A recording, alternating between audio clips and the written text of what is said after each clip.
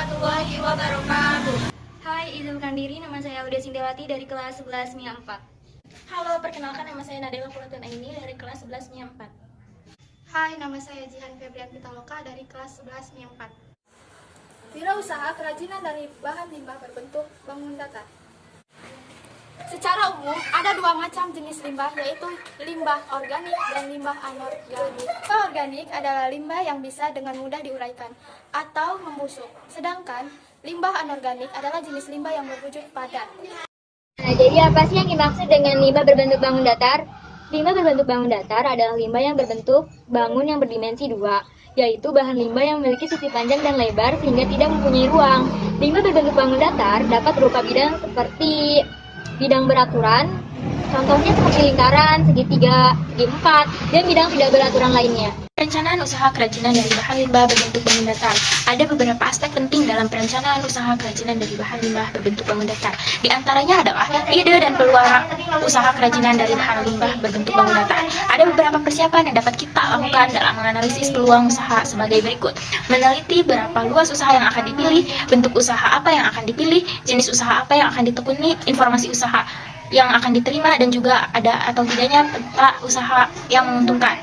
Menganalisis peluang usaha pada produk kerajinan dimaksudkan untuk menemukan peluang dan potensi usaha yang dapat dimanfaatkan serta untuk mengetahui besarnya potensi usaha yang tersedia dan berapa lama usaha tersebut dapat bertahan.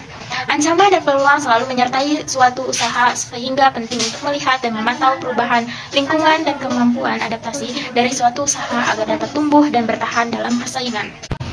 Analisis SWOT, Strength, Weakness, Opportunities, Threat adalah suatu kajian terhadap lingkungan internal eksternal perusahaan. Analisis ini didahului oleh proses identifikasi faktor eksternal internal untuk menentukan strategi yang terbaik, kemudian dilakukan pembobotan terhadap setiap unsur SWOT berdasarkan Sumber daya.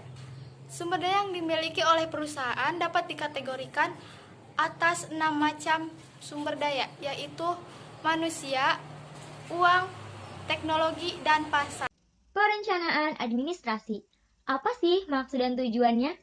Maksud dan tujuan adanya administrasi adalah agar wirausahawan dapat 1. Memonitor, 2. Mengevaluasi, 3. adalah menyusun program pengembangan, dan yang terakhir adalah mengamankan kegiatan-kegiatan usaha dan organisasi perusahaannya.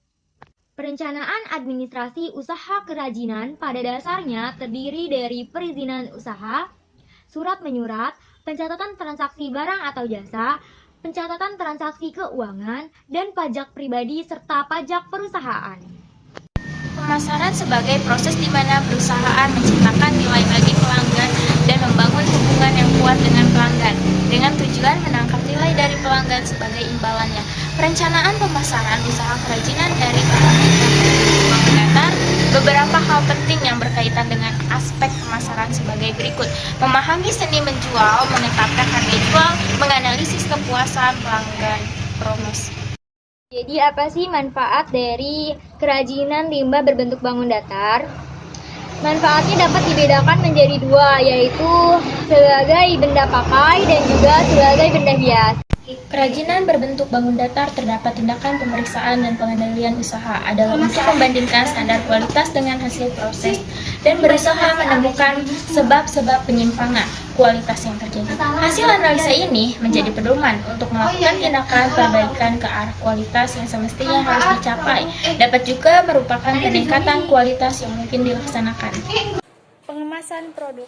Kemasan dapat diartikan sebagai wadah atau pembungkus yang berguna mencegah atau mengurangi terjadinya kerusakan-kerusakan.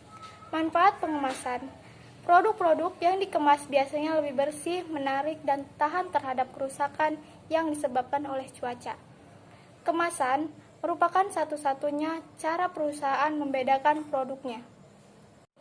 Kemasan dapat menambah nilai jual produk. Dan kemasan yang menarik dapat memikat dan menarik perhatian konsumen atau menambah daya tarik produk. Jenis bahan pengemasan produk. Ada kemasan kertas, kayu, dan plastik. Dalam kerajinan bahan limbah berbentuk bangun datar, ada yang namanya perhitungan titik impas atau bisa disebut break-even point. Nah, apa sih yang dimaksud dengan break-even point itu?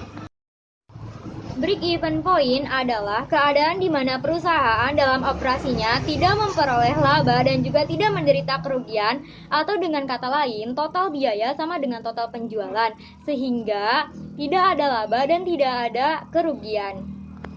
Manfaat break-even point adalah sebagai berikut. Pertama, sebagai alat perencanaan. Kedua, untuk memberikan informasi. Ketiga, untuk mengevaluasi laba. Dan yang terakhir adalah untuk mengganti sistem laporan yang mudah untuk dimengerti. Promosi adalah suatu kegiatan bidang marketing yang merupakan komunikasi yang dilaksanakan perusahaan kepada pembeli atau konsumen yang memuat pemberitaan, membujuk dan memengaruhi segala sesuatu mengenai barang yang dihasilkan untuk konsumen. Menentukan strategi promosi produk hasil usaha kerajinan dari bahan limbah, membentuk bangun datar. Fungsi dari strategi promosi penjualan adalah untuk mencapai tujuan komunikasi. Ada 4 jenis kegiatan promosi, antara lain periklanan, penjualan, tatap muka, publisitas, promosi penjualan, pemasaran langsung. Secara umum, tujuan dari promosi penjualan sebagai berikut. 1. Meningkatkan permintaan dari para pemakai industri. 2. Meningkatkan kinerja perusahaan. 3. Mendukung dan mengkoordinasikan sebagai personal selling dan iklan. Dalam kerajinan limbah berbentuk bangun datar, ada yang disebut dengan laporan kegiatan usaha. Apa sih yang dimaksud dengan laporan kegiatan usaha tersebut? Laporan kegiatan usaha adalah sarana untuk menentukan keberhasilan dan kegagalan usaha. Laporan tersebut hendaknya bersikap komunikatif, jelas, dan mudah dipahami oleh semua pihak.